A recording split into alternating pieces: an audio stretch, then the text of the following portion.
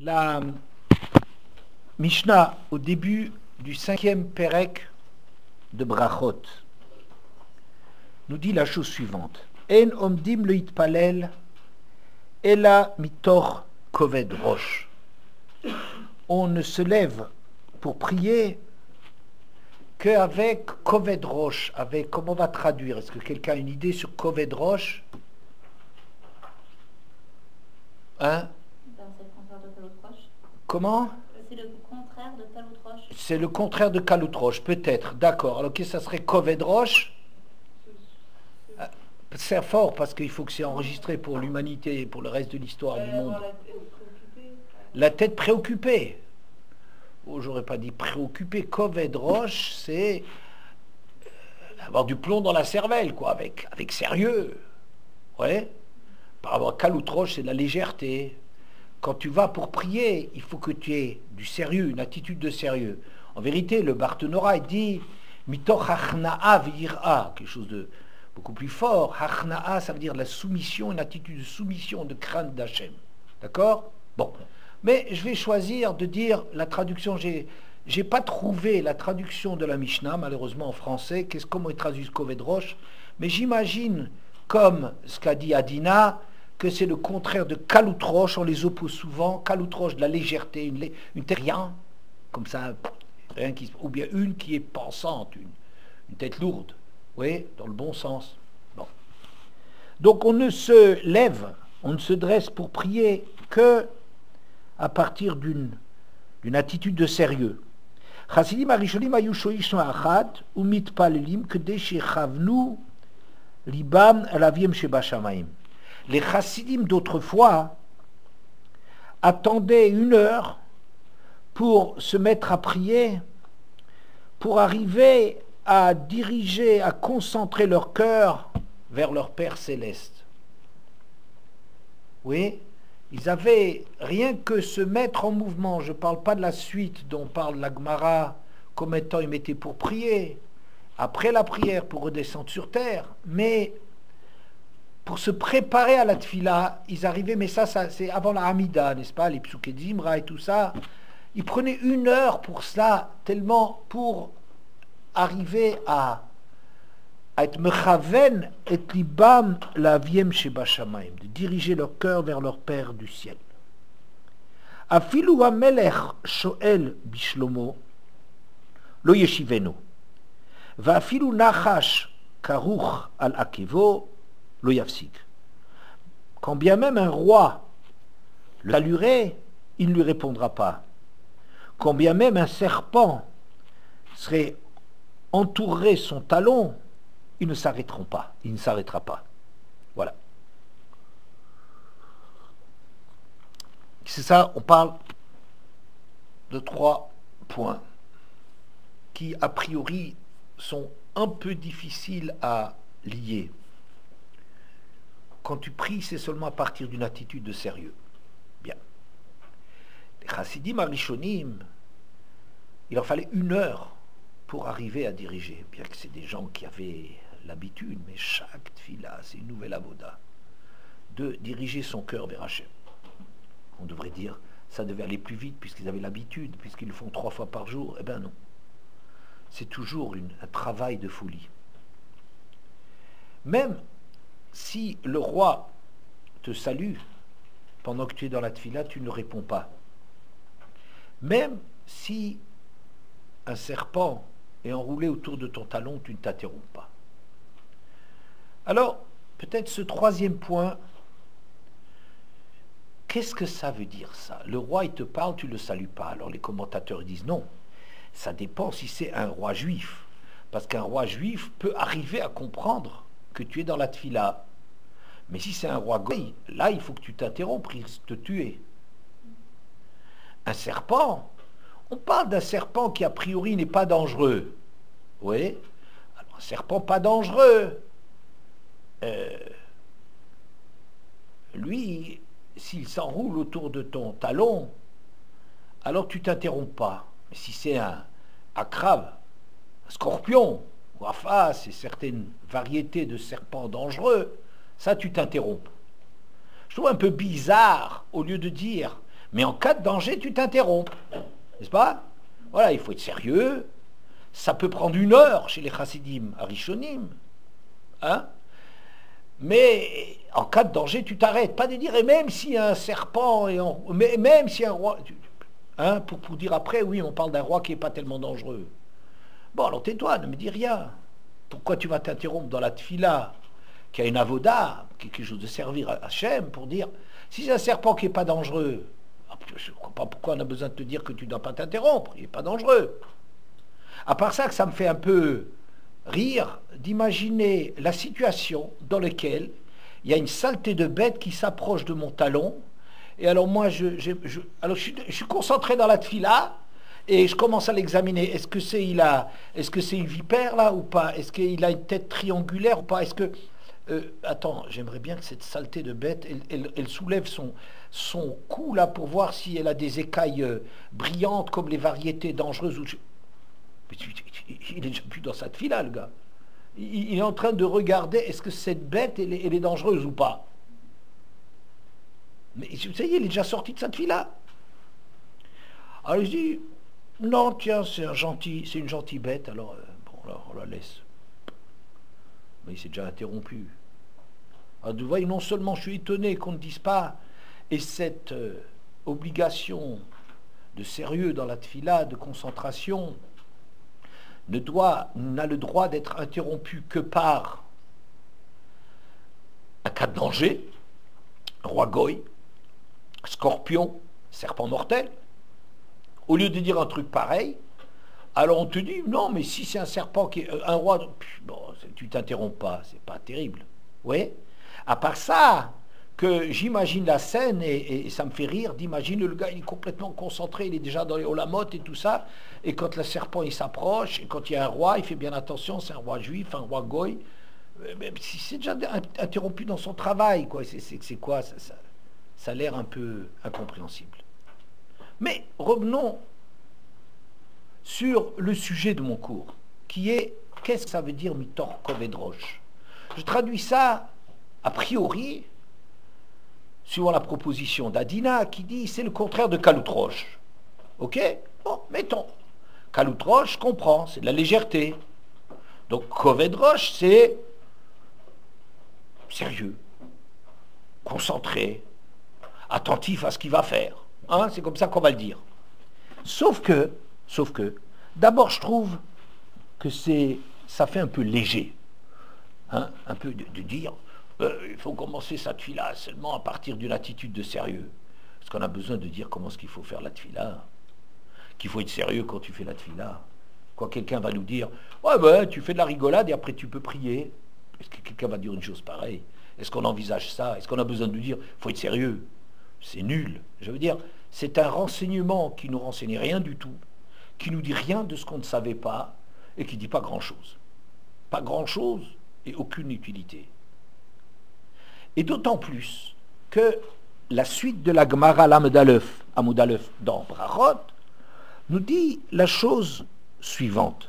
Tanou Rabbanan.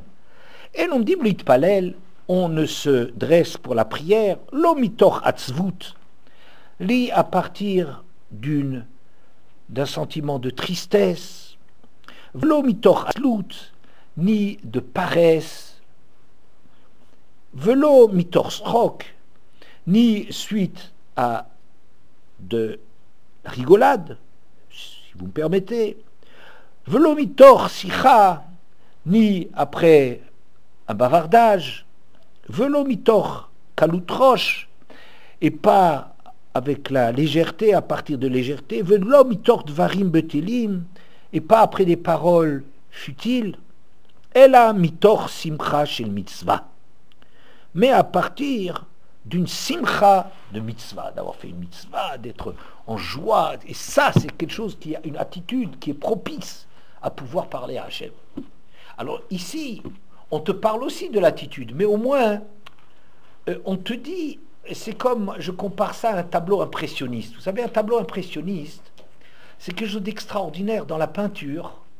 C'est une révolution dans la peinture au XIXe siècle. Vous connaissez ça, certainement beaucoup de peintres impressionnistes.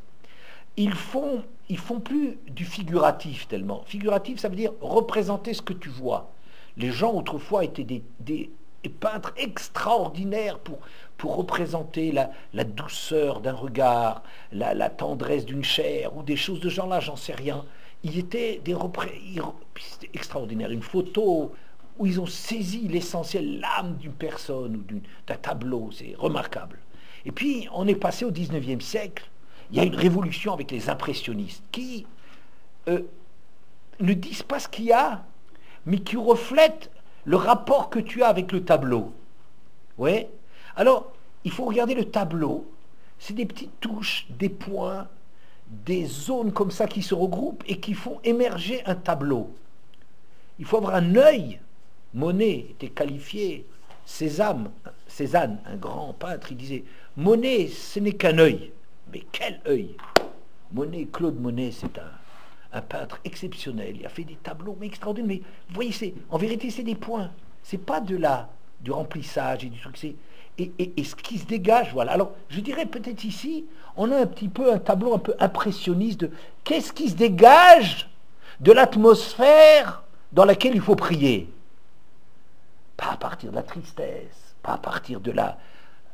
c'est pas la prière d'un déprimé. C'est pas ça qu'Hachem il attend. C'est une avoda de ce... Oui, la paresse, il faut bien prier, on est obligé, ou des choses de ce genre-là, c'est un poids, on n'est pas en forme.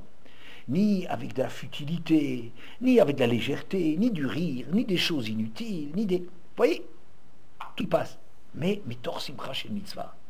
Alors, je dirais, par rapport à cette braïta, je dirais que notre Mishnah est très très pauvre. Parce qu'elle a retenu Koved Rosh, sérieux, du poids, ouais, et tout le reste, elle a laissé de côté. Et en plus, le Koved Rosh, il n'est même pas, on n'en parle même pas, il n'est même pas cité dans l'autre texte. On parle de Kalut Rosh, pas de Kalut Rosh, avec d'autres trucs. Alors peut-être l'autre texte, on comprend quel est le contexte, on te donne un peu le contexte pour se dégager dans quel état d'esprit il faut aborder la tfila, n'est-ce pas? Alors là, bon, alors voyons des petits trucs par-ci, par-là, des petites touches, tu arrives à comprendre l'atmosphère de la tfila. Mais en disant Kovet Rosh, tu n'as encore rien dit. C'est pauvre, c'est rien, c'est pas une atmosphère. Et comme je vous ai dit, ça ne décrit pas grand-chose. Et puis c'est inutile, tout le monde sait qu'il faut être sérieux. Encore l'autre texte, il te décrit, il fait un tableau de... Et on aurait pu citer alors Mitor Mitzvah chez le Mitzvah, Simcha chez le Mitzvah, tant qu'on y est, qu'on soit précis. Et non dit Mitpalel, et non Mitor, qui est la conclusion là-bas, et le Mitor Simcha chez le Mitzvah. À la rigueur, qu'on cite la conclusion, mais Koved Rosh, ça ne nous sert pas à grand-chose. Ouais, bon. Donc vous voyez, ici, différentes questions sur cette Mishnah. 1. La légèreté, je dis exprès, la légèreté de Koved Rosh, ça veut dire une précision inutile, parce que c'est évident qu'il faut être sérieux, qui ne nous apprend pas grand-chose. La suite des textes, elle ne s'emboîte pas beaucoup. La façon dont tu parles du roi ou du serpent, c'est une façon très bizarre. On ne voit pas très bien qu'est-ce que ça fait ici, et pourquoi on le dit sous cette forme-là. Est-ce qu'on imagine quelqu'un qui est plongé dans la concentration, tout son truc, toute ça, vous imaginez qu'à côté de toi, il y a un serpent, ou un scorpion, ou une abeille, ou un truc de ce genre-là. Vous imaginez bien qu'à ce moment-là, attention, il ne va pas me piquer, on n'arrive plus à se concentrer. Alors tu dis, oui, mais là, on ne doit pas s'interrompre. Oh, encore, il faut être des héros. Je ne sais pas ce qu'on tout demande. Vous voyez? Bien. Et ensuite, qu'après, quand on veut parler de l'attitude dans la tfila, on trouve beaucoup de mots à le dire, où il n'y a pas de Kalut Rosh. Vous comprenez? Bien. Alors, pour essayer de comprendre ça, je vais faire un petit rappel de ce qu'on a dit la semaine dernière. On a dit que les Mraglim, et c'est ça un très grand ridouche pour moi, qu'est-ce que ça veut dire qu'ils n'ont pas part au monde futur? Le Rambam a été tellement extraordinaire pour nous dire qu'on a part au monde futur, n'est-ce pas?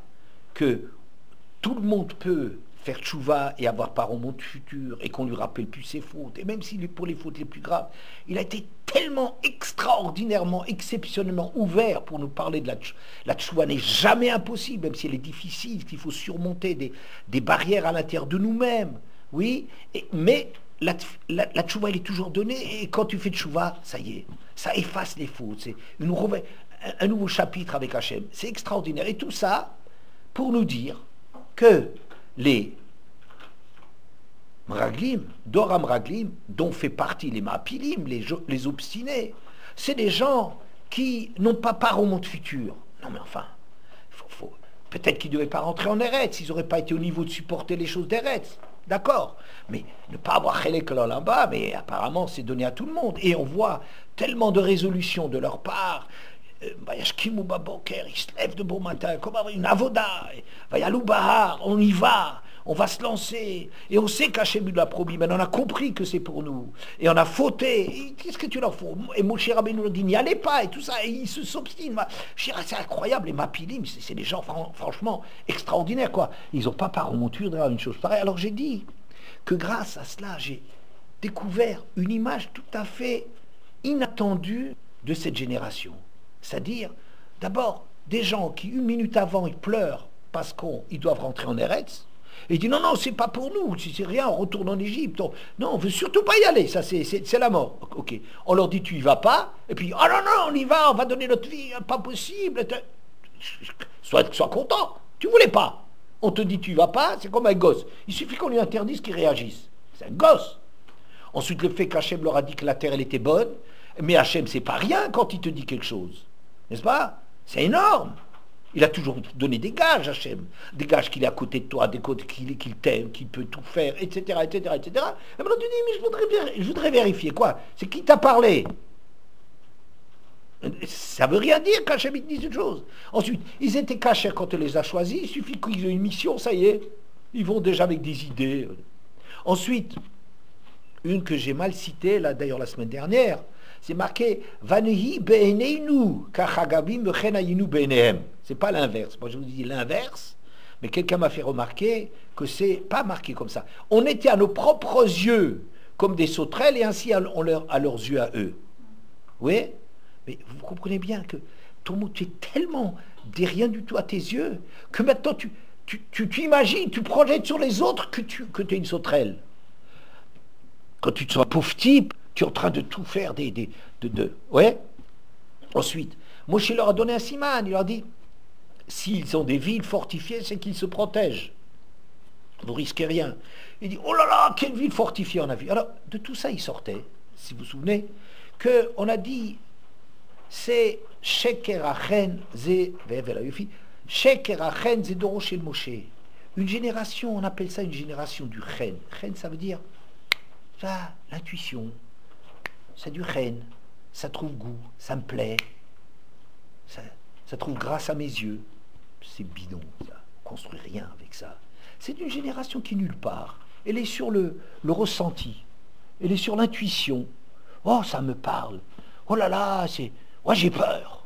Et quoi, ça compte rien, le passé? Il n'y a pas de passé, tu n'as rien construit? On t'a dit, tu es capable d'avoir dit du mal d'Eretz et d'avoir fait des choses tellement graves, d'avoir désobéi à Hachem, trahi sa mission et tout ce que tu veux, et après, on te dit que c'est interdit. Ah non, il faut y aller. Mais t'es où? T'as aucun poids. Tu fais pas le poids, mon pauvre. Rien. Ouais.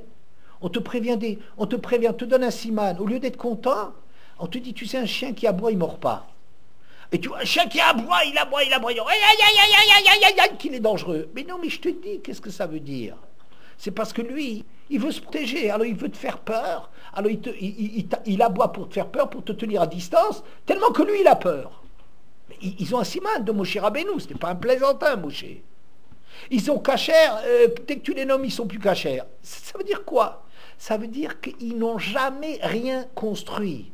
C'est un d'or de consommateurs qui ont eu comme ça des miracles de tous les côtés, qui sont d'or d'Éa. Ils ont accédé au ciel, au Sechel, mais ils ont un Sechel qui est détaché complètement de la réalité. Un Sechel qui n'a rien à faire avec la réalité. Ils n'ont jamais rien acquis. Ils n'ont pas Olam Haba. Pourquoi? Mais parce qu'ils n'ont pas de quoi, ils n'ont rien fait.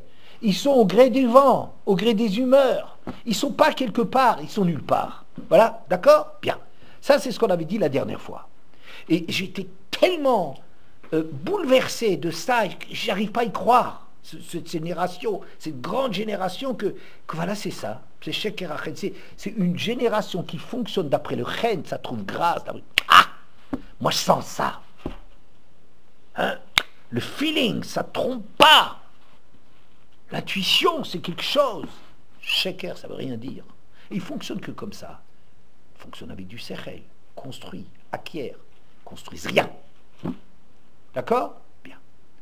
Alors j'ai dit, c'est une génération, si vous voulez, j'ai conclu le cours en disant, quand il n'y a pas de poids dans les mots, on ne résiste pas au choc des photos. Ouais?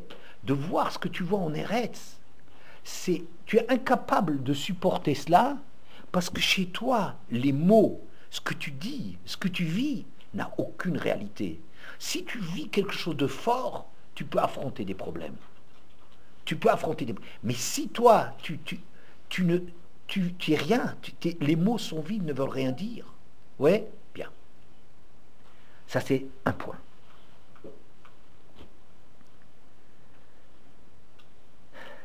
Il y a, dans le Nar, on raconte une jolie histoire. Qu'au moment du schisme, vous savez que Shlomo HaMelech a été puni, qu'à partir de lui, Eretz le royaume va se diviser en deux royaumes. Le royaume de Juda avec Binyamin au sud, capitale Yerushalayim, et les 10 tribus au nord. Ouais, bien. Comment ça s'est passé cette histoire? Alors ils sont partis, c'est dans le Melachim Aleph, le Perek Yudbet, ils sont allés à Shrem, pour certaines raisons, pour faire régner le fils de Shlomo HaMelech, qui s'appelle, quelqu'un sait? Comment? Roboam, très bien. À ne pas confondre avec son ennemi Yerovam. Hein? Ouais. Alors, donc, tout le monde est allé là-bas à Shrem pour faire régner le fils de Shlomo, le fils légitime, le pouvoir légitime. Et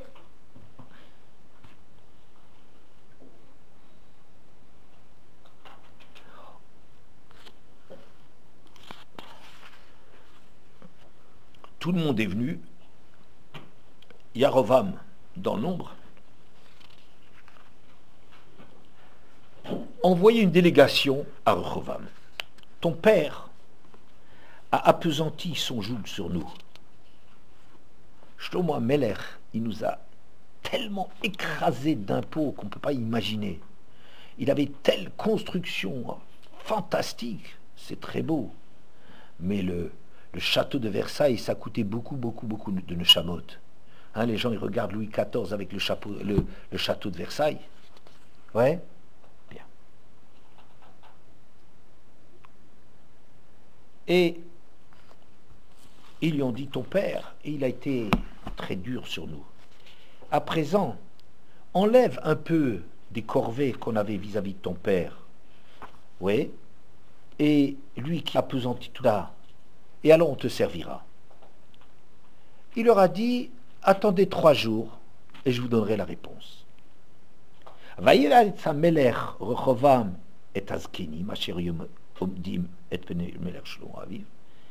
Rehovam a pris conseil auprès des anciens qui étaient de chez Shlomo HaMelech, qui servait déjà son père Shlomo. Et il dit, qu'est-ce que vous me conseillez? C'est-à-dire, je ne sais pas très bien quoi faire. Est-ce qu'il faut au contraire être ferme pour ne pas lâcher du pouvoir, sinon ils en profitent et on ouvre la possibilité à ce qu'ils réclament et réclament. Ils ne vont pas arrêter de contester. Ou bien, non, il faut lâcher. Les anciens lui ont parlé d'une seule voix. Ils lui disent, comme ça, les conseillers de Shlomo, Imayom qui est Eved la Hamazé, si aujourd'hui tu acceptes d'être serviteur de ce peuple, d'obéir à ce peuple, Vavatam, et que tu les sers, Vanitam, et que tu leur réponds, et tu leur dis des choses positives, ils seront toujours à tes pieds. Si tu commences à faire un geste qui montre que tu les prends en considération, que tu comprends les choses, et tu fais des remises d'impôts, et tu écoutes ce qu'ils ont à dire, je te garantis, ils vont manger dans ta main. Tu les as gagnés pour toujours. Rehoboam a laissé tomber ce conseil des anciens, et il a pris conseil avec les gosses, et ça il a dit, Macher Gadluito, avec les enfants qui avaient grandi à ses côtés. Oui. Et ceux-là, ils lui ont dit, alors il lui a dit, qu'est-ce que vous me conseillez qu'on réponde au peuple qui m'ont demandé d'alléger. Ils lui ont dit, les Yoladim, on les appelle des Yoladim, des gosses, qui ont grandi avec lui, il dit, tu diras à ce peuple, qui t'ont dit que ton père était lourd sur eux, et maintenant allège, comme ça tu leur diras. Mais la plus petite chose que moi j'ai fait, c'est plus que ce que mon père il vous a fait. Mon père, il vous a chargé d'une charge lourde, et bien moi j'ai encore rajouté sur la charge. Mon père vous a corrigé avec des verges, avec des bâtons, et moi, ça sera avec des cordes à nœuds. Voilà. Magnifique. Magnifique. Vous entendez? Les anciens, ils lui ont dit, lâche. Lâche une fois, tu gagnes pour toujours. Il faut juste avoir de la considération pour le peuple. C'est vrai que Shlomo a abusé. Nous, on était ses conseillers. Il avait eu comme ça des grandeurs extraordinaires. Il voulait amener tout le peuple comme ça. Mais quand quelqu'un comme ça, il a une mission extraordinaire, il risque, et pour ses femmes, et pour ses trucs. C'était la grandeur d'Hachem dans le monde. Lâchez du lest, vous avez tout gagné. Il a lâché ça pour aller chez les enfants. Et les enfants disent, mais non, toute manifestation de faiblesse de ta part, c'est la porte ouverte. Alors tu dois leur parler encore plus durement. Tu dis, mon père, il a fait un peu. Ben, moi, je ferai beaucoup.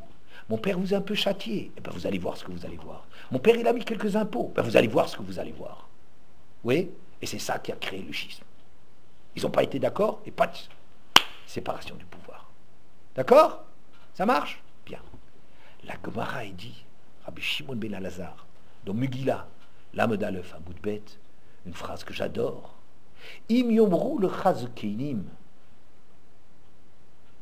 ce tort va altivne, veiladim, bené va altistor, ce tort va altivne, chez stirat zekenim binyan, ou binyan neharim stira. Si les anciens, quand bien même ils te disent, les gens d'expérience, ils te disent, détruis, qu'il faut détruire quelque chose, et ne construis pas. Alors que les Yoladim, vous voyez, Yoladim, c'est le mot du texte, ici, parce que ça fait allusion ici. Et les enfants qui te disent, mais non, il faut construire, il faut être positif, il faut y aller de l'avant. Construis et ne détruis pas. Qu'est-ce que tu dois faire, dit Rabbi Shimon ben Elazar? Détruis et ne construis pas. Tu dois détruire. Et pas pourquoi? Parce que le conseil des anciens, quand ils te disent de détruire, ça a un but positif.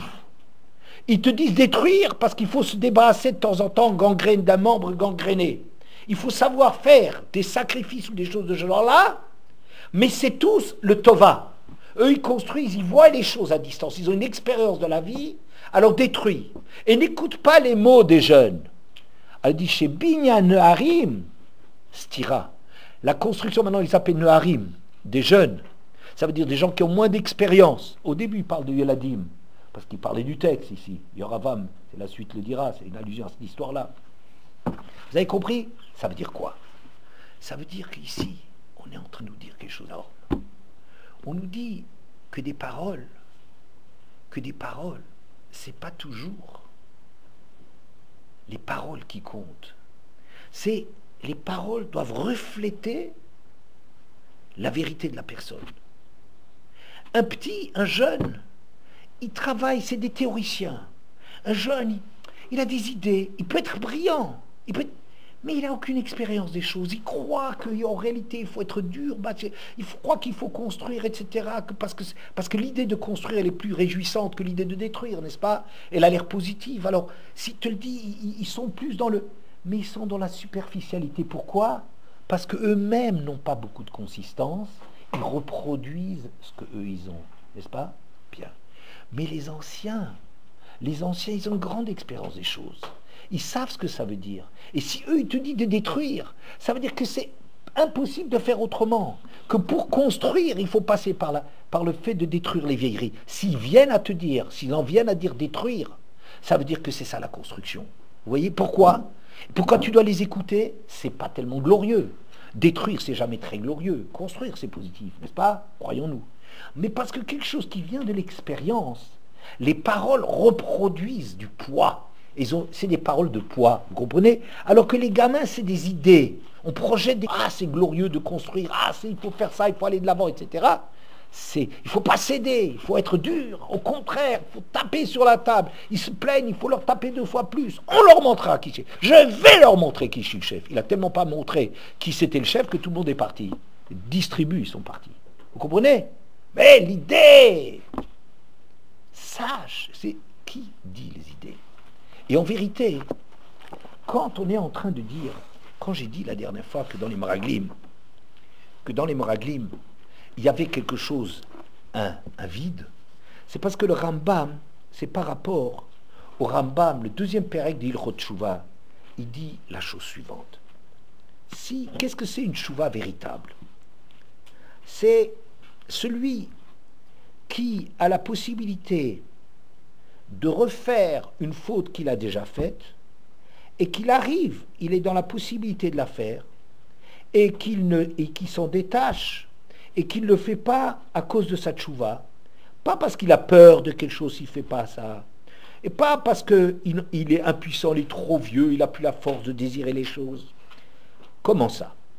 Voici, on prend l'exemple de quelqu'un qui était allé avec une femme interdite. Et après un certain temps, il est de nouveau isolé avec elle. Il a la possibilité de nouveau d'aller avec elle. Lui, il la désire encore toujours, il aime encore toujours autant. Et il est encore toujours jeune. Ça lui dit encore toujours, il a toujours la capacité encore d'aller avec elle.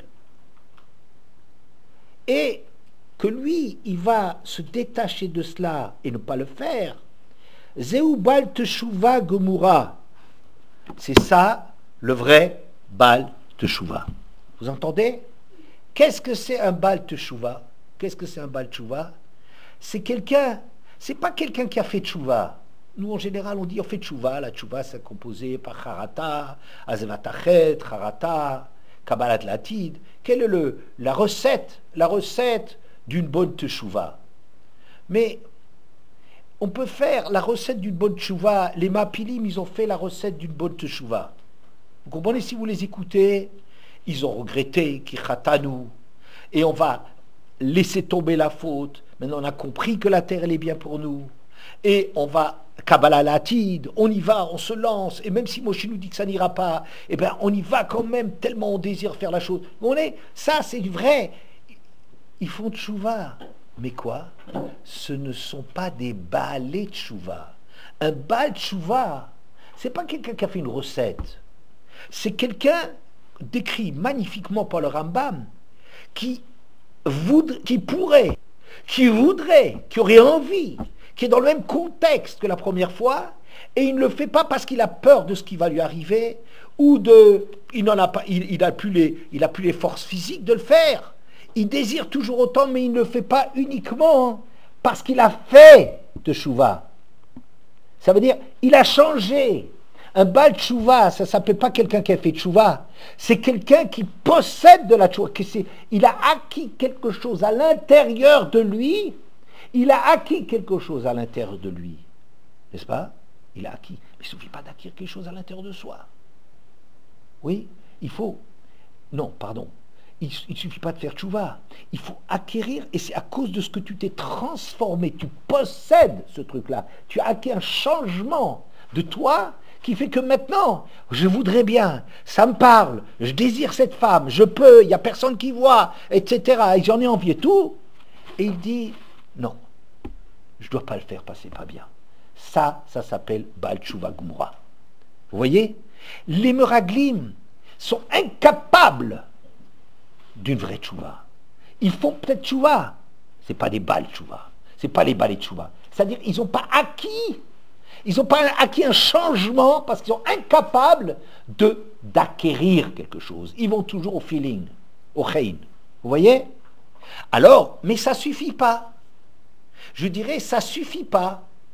Il faut encore, c'est-à-dire, parler d'une réalité à l'intérieur de toi. Mais cette réalité, c'est bien qu'on parle d'une réalité, mais encore faut-il que cette réalité, elle soit élevée.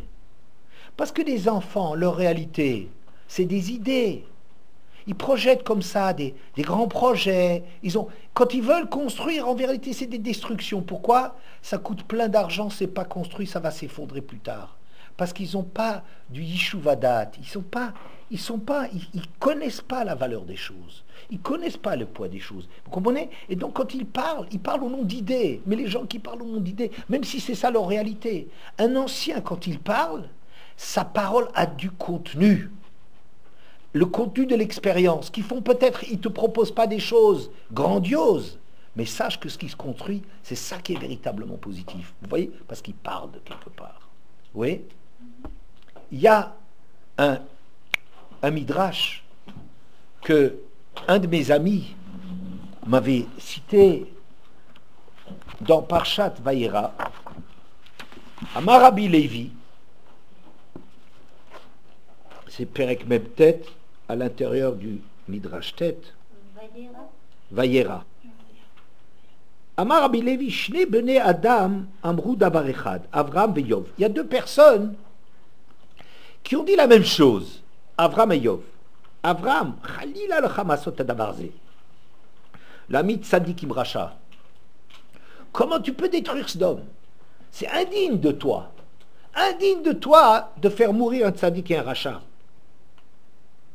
Vaya Tzadik et un Racha. Quoi? Un même sort pour les deux. Et Yov, il a dit la même chose. En d'autres mots, mais la même chose. Il a dit, Achati, c'est tout revient au même. Alken amarti, tam veracha ou mchale. Et c'est pour ça que je dis, qu'il soit un tam ou qu'il soit un racha, c'est du pareil au même. Hachem, il va tuer tout le monde. Il dit aussi la même chose, il n'y a pas de justice. Comment un tzaddik et un racha, c'est sur le même plan? Il a dit la même chose, Yov. Abraham, Natal, allez Asrar. Abraham, il était récompensé de ce qu'il a dit. Yov, Nenash, Aléa. Alors que Yov a été puni pour ce qu'il a dit. Pourquoi? Abraham Amar Bishula, Yov Amar Paga. Abraham a dit quelque chose de mûr, et Yov a dit quelque chose. Pagim, c'est des raisins verts, qui sont quelque chose qui n'était pas mûr chez lui. Vous voyez? Abraham Avinu, quand lui il dit une chose, il dit autre chose que ce que Yov va dire. Yov, il prend les mêmes mots. Mais comme Abraham, sa réalité, c'est mûr, c'est une chose pensée. Il connaît Hachem. Quand il est en train de dire, il dit des choses très dures, très fortes. Il fait la guerre à Hachem. Je suis pas d'accord avec toi. Chas de shalom que tu fasses une chose. Quelle image tu as? Il dit des choses très graves. Mais quoi? C'est des choses qui sont mûres. Bichoula. Des choses qu'il a mûries. Il a compris qu'Hachem ne peut pas faire ça. Qu'Hachem c'est la justice. Hachem c'est la bonté. Hachem c'est le chesed. Hachem c'est tout. Vous voyez? C'est indigne de toi une chose pareille. C'est pour ça que lui, au nom d'Hachem, il demande qu'Hachem il agisse autrement. Ça, c'est quelque chose de mûr. Yov, il dit, je dis, un slogan. Quoi? Un seul sort pour le tzaddik. C'est dégoûtant, c'est injuste les choses. Mais t'as rien compris, toi tu fais des idées, tu comprends? C'est comme un enfant, les Yuladim, les Naharim, qui disent, mais non, on n'a pas le droit de faire une chose pareille, il faut faire la révolution. Mais ne dis pas les mots, ne dis pas des gros mots. Ces grands mots, je les appelle des gros mots. Les gros mots, c'est pas que des insultes, des obscénités, des vulgarités. Des gros mots, c'est aussi de dire des choses qui sont du terrorisme. Mais Hachem, t'as pas le droit, mais c'est quoi ces trucs-là? On dirait, il est révolutionnaire. Tu es un révolutionnaire de rien. Il a été puni là-dessus, parce que ce n'est pas mûr chez lui. C'était des idées, on n'a pas le droit, Hachem. Tu ne vas pas au nom de droit ou pas de droit. Tu comprends qu'est-ce que c'est Hachem et tu lui parles autrement. Ça veut dire autre chose. Abraham, c'est pour la grandeur d'Hachem qui fait ça. L'autre, c'est une révolte, il n'a rien compris. Bien que Yov est un homme tellement, tellement grand par ailleurs, qu'il y a des points sur lesquels il dépassait peut-être Abraham Avinu. Mais là-dessus, il a dit quelque chose de pas mûr. Qu'est-ce que ça veut dire? C'est notre histoire. Tout notre problème, c'est de savoir. Est-ce que on parle de quelque chose qui est vrai à partir d'une réalité, ou est-ce qu'on parle de quelque chose de théorique, qui part de rien? Oui. J'ai pendant longtemps eu un gros problème, que quand j'étudiais la Gemara, j'étudiais Tosfot, je voyais mes questions étaient des questions que je retrouvais dans Tosfot. J'étais tout fier. Je disais, qu'est-ce que je suis fort quand même, hein. Je pose des questions, mais t'as vu, même des gens, des Rishonim, des très grands de la Torah, du Moyen-Âge, même eux, ils disent la même question que moi. Hein? Et je me disais, franchement, je me demande, quelle est la différence entre eux et moi? D'accord, ils posent plus de questions que moi. D'accord, mais ils ont beaucoup plus de connaissances, je veux bien. D'accord, il y a des choses auxquelles je n'ai pas pensé. D'accord, bon, d'accord, mais je veux dire, 40%. Hein, je suis quand même pas mal. Encore quelques années d'études, je deviendrai Harishon. Et alors je me suis rappelé une phrase de mon maître, Rav Eliaou, Rav Abitbol. Il disait, entre une hypothèse de Tosfot, une avamina, et une maskana, une conclusion, c'est machloket rishonim. C'est une discussion entre des rishonim. C'est une discussion entre Rambam et Tosfot, entre Ritva et Tosfot. Ça veut dire quoi? Ça veut dire qu'une question, moi, quand je pose une question, j'ai une question, c'est une bonne question. Mais c'est juste cette question, elle est bonne. Mais quand Tosfot pose une question, il oppose à sa thèse à lui, sous forme de question, une autre thèse. La question qu'il rejette, elle est très bonne. C'est une très bonne remarque. Et il y a des gens qui peuvent s'appeler Rambam, qui peuvent s'appeler Rashi, qui peuvent s'appeler Ritva, qui peuvent s'appeler Roche, qui peuvent être immenses, des gens immenses, et qui ont tout construit d'après l'hypothèse de Tosfot. Seulement Tosfot nous explique les raisons pour lesquelles il n'est pas d'accord avec ça. Mais sa question, elle est lourde. C'est une question qui a du poids. Cette question, elle est énorme. Ça peut être la thèse du Rashba et que Tosfot veut démolir, il veut écarter. Ça veut dire que le Rashba ou le Rambam pourrait dire l'inverse. Il partirait des conclusions de Tosfot pour dire, regardez, comme c'est bien cette chose-là, pourquoi on ne fait pas comme ça? Et arriver aux questions de Tosfot. Vous voyez, le problème, c'est quand vous avez des thèses, des choses qui sont très, très, très construites. Alors, simplement, il y a comme ça, l'un, il dit ça, c'est plus important, et l'autre, il dit c'est ce point-là qu'il faut plutôt retenir. Mais ce qui fait qu'on a les mêmes textes, une compréhension profonde tous les deux, énorme, et c'est une guerre mondiale à l'intérieur de... Il faut prendre les choses comme ci ou comme ça. Mais entre une Havamina et une Maskana Tosfot, c'est Machloket Rishonim. Et là, ça veut dire que quand moi je pose une question, elle est peut-être intelligente, je suis un type intelligent, je peux poser des questions intelligentes, ça m'arrive, ouais, mais ça n'a rien à faire, parce que moi je pose juste la question. Mais je n'ai rien de construit, je n'ai pas de poids dans mes mots. Vous avez compris? Et avec ça, on va reprendre notre texte du départ. Koved Rosh. La notion de Koved Rosh, c'est quoi? Je dis, c'est pas de sérieux dont il s'agit. Évident qu'il faut être sérieux. Et si on veut te dire dans quelle disposition d'esprit, c'est l'autre texte qui dira par la suite. C'est pas ça. C'est une chose où je travaille à ce que les mots que je vais dire devant le Boré Olam, c'est des mots qui émanent qui ne sont pas des simples mots. Il ne faut pas faire une erreur dans la tfila de dire des mots. Il ne s'agit pas de faire un binyan naharim, de faire comme ça des choses qui sont, on croit c'est bien tout ça, mais ça, c'est pas du dense, c'est pas du vrai, c'est pas du construit.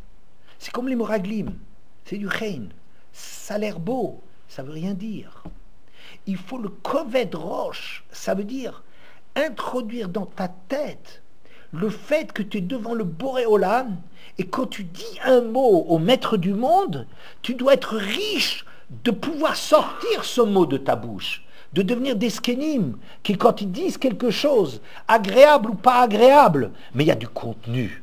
Ça, c'est un travail considérable parce qu'on n'a pas l'habitude. Vous savez, on passe d'une chose à l'autre, on est distrait. Oui, on fait d'autres choses, on passe à d'autres choses, d'autres projets. Au moment de la tfila, c'est un texte sur la tfila. Ein omdim litpalel, on ne peut se mettre à prier.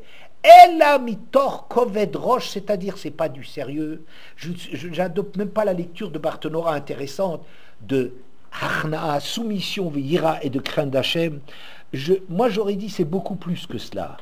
C'est de construire quelque chose dans ma tête qui va faire que les mots que j'emploie veulent dire quelque chose. Parce qu'employer des mots, Yov aussi emploie des mots, mais il est puni pour les mots qu'il emploie. Ah, mais c'est des mots formidables. Non, chez lui c'est une révolte. Il trouve inadmissible. On ne fait pas des procès comme ça à Hachem. Si tu parles comme ça à Hachem, ça veut dire que tu ne te rends pas compte qui c'est Hachem. Abraham Avinu sait qui c'est Hachem. Et il parle parce qu'il sait qui c'est Hachem. Et c'est pour ça que c'est indigne d'Hachem. C'est pas que Abraham n'est pas révolutionnaire. Abraham, c'est le plus grand révolutionnaire de l'histoire. J'ai toujours dit ça. C'est le révolutionnaire des révolutionnaires. Il a révolutionné toute la pensée. Mais Abraham, il dit des choses très dures. Il fait la guerre à Hachem. Rav Klapisch, il disait ça, il faut se préparer. Vaïgash, ça veut dire faire la guerre. Oui, Abraham, il fait la guerre à Hachem. Ça veut dire quoi? Au nom d'Hachem, tu ne peux pas faire ça, Hachem. Parce que tu es juste, tu ne peux pas faire ça. Ça, je te retourne tes midotes contre toi. Comme ça, il disait Rav Klapisch. C'est ça, faire la guerre à Hachem. Vous devez faire la guerre à Hachem. Avec quoi? Oui, mais ça exige, une concentration, une folie de travail pour savoir, pour que les mots, on ne dise pas des mots qui veulent rien dire, des mots légers qui traduisent rien, d'être creux et de faire la tfila. On ne fait pas la tfila, c'est une avoda très dure. C'est pour cela que quoi? Que Chassidim Arishonim, ils prenaient 1 heure pour ça. Comment ils prenaient 1 heure? Mais ils ont l'habitude, ils savent où rencontrer Hachem, mais pas du tout. Ce travail-là, c'est un travail sur soi, de se hisser à la hauteur des mots qu'on va dire à Hachem. Ça, c'est ça, tout le temps. C'est un travail constant de soi, de s'élever à pouvoir dire cette chose. Et même si je l'ai fait le matin, l'après-midi, c'est déjà autre chose. J'ai déjà changé de disposition d'esprit. J'ai d'autres préoccupations. La journée a changé, moi j'ai changé. Et je suis toujours devant le Boré Olam infini. Et c'est un travail tout le temps renouvelé. On ne peut pas dire je l'ai déjà fait. Quelqu'un qui dit je l'ai déjà fait, c'est qu'il n'a rien compris de ce qu'il s'agit. Il n'a rien compris à la difficulté. La difficulté, c'est que c'est un travail, même si aujourd'hui tu as fait une tfila magnifique, mais ça ne veut rien dire que la prochaine elle va être déjà facile. C'est pas facile du tout, parce qu'il faut du koved rosh. Et maintenant la suite, elle dit comme ça. L'histoire du serpent ou du roi. Moi, j'interprète cette histoire comme ça. En vérité, je ne crois pas du tout qu'on parle d'un roi et d'un serpent. Parce que sinon, je veux dire, c'est le comble du ridicule du type qui est concentré tellement. Il explose de concentration. Et il fait attention du petit serpent, du petit truc. Est-ce que c'est dangereux, ce qui s'approche de lui ou pas? Qui c'est ce mec qui s'approche? Ouh, ouais, ça a l'air dangereux. Il faut attendre. Il est déconcentré, c'est déjà fini. Ouais. Je dis que quand tu travailles à te concentrer, vous savez, c'est comme une cocotte minute. Quand vous créez de la pression dans quelque chose, il y a un refus en l'homme d'accepter cette chose-là. Le Yetzer Hara, il ne veut pas être contraint. Le Yetzer Hara, il réclame que moi j'existe. Mais tout ce que je fais, c'est de me mettre au niveau de l'existence d'Hachem, de véritable distance par rapport à Hachem. Qu'est-ce que je suis par rapport, qui je suis, qu'est-ce que j'ai à dire, comment le dire et tout. C'est tellement une remise en question fantastique, ça crée une pression tellement grande que quelque chose à l'intérieur de moi, il veut échapper à cela, il ne peut pas supporter. Plus on se concentre, plus on refuse de se concentrer, plus on crée de la résistance. Pourquoi l'Yetzer Hara des tzadikim, il est plus grand que des rechaïm? Parce qu'il y a ils sont contraints, ils sont sous contrainte, c'est des cocottes minutes qui sont d'une pression extraordinaire. Alors, chez eux, ça ne fonctionne pas comme le type qui est léger, qui n'a rien. Oui. Alors pour ça, il y a 2 ennemis. Le Yetzer Hara, il a 2 formes. Une forme qu'on appellera Meler, une forme qu'on appellera Nachash. Meler, ça veut dire c'est la grandeur. C'est, je dirais, que dans l'homme, tu voudrais échapper à là où tu es, qui est tellement dur à travailler là-dedans, tu veux échapper par le Sechel. Le Sechel qui te dit encore des choses plus grandes, encore des choses, des mots encore plus splendides, encore. Il te sort de ta concentration par le fait de te tirer vers le haut. De te tirer pour le haut, d'en faire trop, de ne pas être dans cette concentration avec des fantasmes et le mieux qui est l'ennemi du bien. Et l'autre Yetzer, c'est Yetzer dans l'homme, les Tavot, le corps. C'est pour ça que ce serpent, on ne parle pas d'un serpent qui s'approche, un serpent qui est autour du talon, parce que le talon, c'est toujours le symbole de la faiblesse de l'homme. Oui, Ikvetad Meshicha, c'est des choses qui sont les plus terre à terre, les plus basses, les plus matériels dans l'homme. Et la matière de l'homme, le serpent qui est truc, c'est le Yetzer Hara qui est autour du talon de l'homme, qui voudrait ramener l'homme à terre. On supporte tellement pas cette tension qu'on va penser à ce qu'on va prendre après, qu'on va ce truc. Mais l'essentiel de ce Yetzer Hara, c'est de se décharger de cette pression. Alors sous deux formes, soit Meler, les grandeurs, l'appel à la grandeur, le Sechel, oui, qui voudrait nous dire faire encore plus, mais surtout pas là, surtout pas ce que tu fais, ou une autre façon d'échapper par la petitesse, on fait autre chose, je ne peux pas supporter. D'accord? Vous avez compris? Et ça c'est une avoda de folie. Koved Rosh, c'est un travail de tfila que c'est fou comment c'est difficile. Je vais terminer par un excellent texte extraordinaire dans Brachot aussi, Daf Vav Amoud. Amoud Bet. Amar Rabbi Chelbo Amar Ravuna, Rav Chelbo au nom de Ravuna. Kol hakovea makom litfilato Eloke Avram Bezro. Tout celui qui fixe un endroit pour sa prière, c'est le Dieu d'Avram. Le Dieu d'Avram viendra l'aider. Ou que Shemet, et quand cette personne qui fixait un endroit à sa tfila, elle meurt, Omrimlo, on dit à son propos, Ei anav, ei chassid, mitalmidav shel Avram Avinu. Comme il était humble celui-là, comme il était chassid celui-là, un véritable élève d'Avram Avinu. Et Avram Avinu, Manalan de Kavamakom, tout ce que c'est qu'Avram Avinu il fixait un endroit pour sa tfila, parce que c'est marqué, Vayashkem Avram Baboker, Elamakom, Asher Amatcha. Avram se lève de bon matin pour être à l'endroit où il s'est tenu la veille. Et Amad, c'est Amida. Amad, c'est Amida. Avram Avinu, il fixait un endroit à sa tfila, oui. Alors regarde, qu'est-ce que ça veut dire ce texte? Ce texte est un peu difficile. Qu'est-ce que ça veut dire fixer un endroit sur sa tfila? Ça veut dire quoi? Que chaque fois il faut aller au même coin. Hein? Vous avez l'habitude d'un coin, peut-être ça peut servir. Ça veut dire le fait qu'on connaisse et qu'on n'ait pas de problème avec la nouveauté du lieu, ouais, ça, ok, ça peut aider. Mais c'est un détail. Ça, c'est un détail. C'est pas du tout l'essentiel. Mais qu'est-ce qu'on veut? Il fixe Avram Avinu comme si on est en train de dire une grandeur d'Avram Avinu de fixer un endroit pour sa tuila. Et qu'est-ce que ça veut dire là-dessus? Cette personne qui fait ses efforts, on va dire, waouh, comme il est anav. Il est humble, comme il est chassid. Qu'est-ce que ça a à faire avec ça? Qu'est-ce que ça a à faire avec l'endroit où il prie ou pas?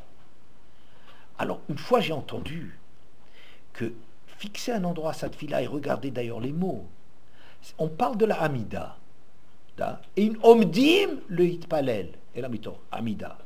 La tfila qu'on fait, c'est pas se disposer à prier presque, c'est omdim le hitpalel. Dans quelle disposition d'esprit on est quand on commence à prier? Faut être quand on commence à prier, c'est Asher Amad Sham, l'endroit où il était précédemment. Chez Avram Avinu, regardez ce beau pshat. Chez Avram Avinu, une tfila, elle est à l'endroit que j'ai quitté hier. Regardez comme c'est beau.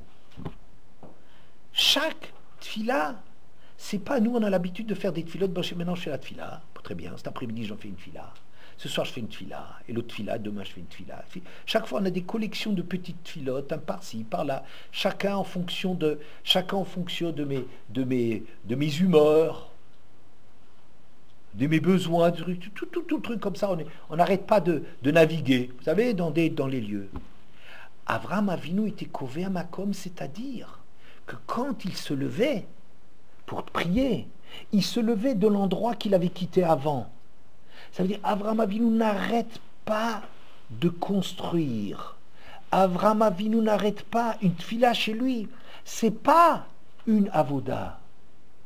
C'est pas un truc qu'il a fait. Maintenant, c'est un nouveau chapitre. Comme chez nous, comme ça, une tfila par-ci, une tfila par-là. On fait les tfilotes. Mais c'est pas lié du tout. Il n'y a rien qui est lié. Chez Avraham Avinu, il y a un travail que dans sa vie, toute sa vie, c'est progresser. Toute sa vie, c'est acquérir. Toute sa vie, c'est avancer. Il fait une tfila. Il ne refait pas la tfila d'hier. Il a le résultat de la d'hier, ce changement qu'il a à l'intérieur de lui-même, que la tfila, elle a procuré à l'intérieur de lui-même de se mettre à un tel niveau. Et à partir de cela, il a fait la tfila d'aujourd'hui. C'est ça la Hamida. Et la makom asher amatcha. Kové makom le tfila, c'est pas tellement à quel endroit du Beth Midrash, de la yeshiva ou de la synagogue, je vais faire ma tfila. Ça, peut-être, c'est important pour pas être perturbé, comme je vous l'ai dit, mais c'est pas du tout ça. Kové makom, ça veut dire, tu as quitté quelque chose quand tu as fini la tfila, et maintenant il faut recommencer. C'est pour ça les chassidim, ils prenaient du temps. Pourquoi? Parce qu'ils voulaient continuer là où on est parti. C'est pas, et maintenant on recommence. On va recommencer 3 fois par jour cette avoda, mais travailler, avancer. Et quand une personne, elle se remplit, et c'est de ça qu'on a parlé, qu'il faut parler à partir d'un endroit où on se trouve. C'est vrai. À partir d'un endroit qui existe à l'intérieur de nous. C'est vrai. Mais une deuxième chose, c'est que cet endroit où on se trouve, cette réalité dans laquelle on est, on la crée, on avance, on progresse là-dedans. Vous comprenez? Elle nous accompagne. Oui? Bien. Alors on lui dit, quand il meurt, on dit Eize Anav, Eize Chassid, on me dit, mais qu'est-ce que ça a à faire ici? C'est un talmide d'Avraham Avinu qui fixait un endroit, il continue. Je dis parce que dans la tfila, la grosse difficulté, c'est celle que j'ai dite tout à l'heure. Que quoi? Qu'on a une autre voie à l'intérieur de nous-mêmes de dire non, mais laisse tomber, non, c'est trop difficile. Arrête, ça sera pour une autre fois. Il y a un Yetzer Hara de toujours vouloir nous. Et vous savez pourquoi ce Yetzer Hara, il existe? Parce qu'à l'intérieur, notre moi, notre désir d'être nous-mêmes, de nous réaliser, j'ai presque fini, hein, et il est tellement fort qu'il nous appelle ailleurs. Et un anav, c'est quelqu'un qui est transparent. Ça veut dire, il a détruit le sens de sa propre importance. Nous, on parle du sein de notre importance, et notre importance, et réclame qu'on existe, et qu'elle ne supporte pas d'être sous pression, d'être mis sous pression. Vous voyez? Donc quelqu'un qui arrive à être kovéa makom le tfila, à constamment avancer, progresser et à répondre au serpent ou au roi, à ne pas tenir compte de ça, c'est parce qu'il a une dimension extraordinaire que chez lui le moi est quelque chose qui est quasi inexistant. Oui? Et Eizé chassid, parce que souvent on oppose le chassid au tzaddik. Et je terminerai là-dessus. Le tzaddik, c'est quelqu'un de formidable. Le tzaddik est tzaddik badin, c'est-à-dire il est irréprochable. C'est un homme qui combat sans cesse pour le bien. C'est un homme qui veut toujours faire les mitzvot. C'est un homme qui lutte contre les avérots, etc., etc., etc. Mais c'est encore un homme qui se confronte à lui-même. Ça veut dire il a le sens de son existence. Et il dit, c'est pas bien de faire ça, mais il rapporte encore les choses à lui-même, sauf qu'il il se hisse à la hauteur des exigences qu'il a sur lui. C'est très dur, c'est très dur. Mais si on a travaillé ça pendant longtemps, on peut accéder à un niveau plus haut. Le chassid, il a dépassé cela. Le chassid, pour lui, c'est plus son problème d'être à la hauteur et tout. Il y a des choses qui m'appellent. Il y a des choses que je dois dépasser. Il y a des choses qu'il faut faire. Il est dans un autre ciel. Il vise un autre ciel que le ciel du tzaddik. Quelqu'un qui arrive tellement travailler dans la constance, à construire à travers sa tfila, tellement se remplir pour dire encore et encore plus, et du nouveau, et tout le temps d'avancer. Cet homme-là, c'est un chassid. Ça veut dire que s'il était seulement avec sa préoccupation de lui-même, son Yetzer Hara, il ne le laisserait pas en paix. Voilà, donc vous voyez, ce cours, c'est le complémentaire du cours, du choc du cours des Meraglim, qui partent de nulle part, qui parlent sans poids des mots, et c'est de nous dire quelle est l'importance, quel est le sens du poids des mots au niveau déjà seulement au niveau de la tfila.